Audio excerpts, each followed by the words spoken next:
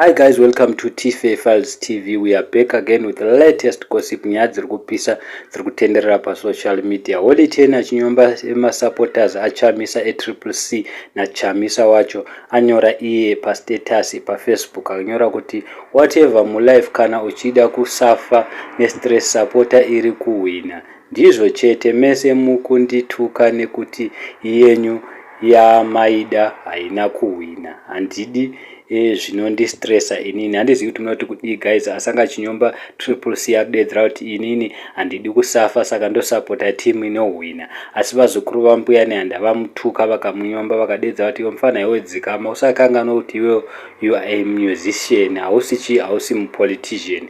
Kana kuri kuti iwe wakutaura nezvepolitiki chingojoina politiki ka1 wosiyana nezvemusic. Vamwe vanhu vadedzera kuti kunze kwenyika we will make sure kuti kunze kwenyika you will never be booked again, because vanhu vauri kuita se vauri kusapota ava tinovavenga.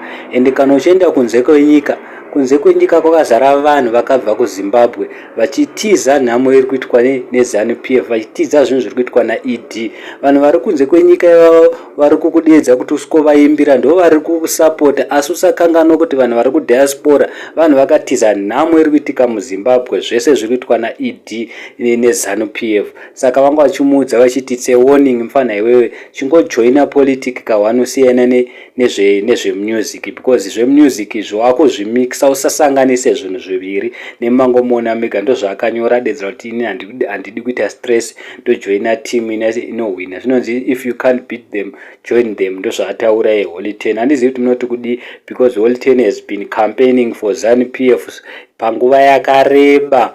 Akatukwa akaita sei, akamboya akanyomba Winky D, akanyomba vanhu vakawanda. Handizivi guys. Thank you so much. Please don't forget to subscribe. Don't jump our aids.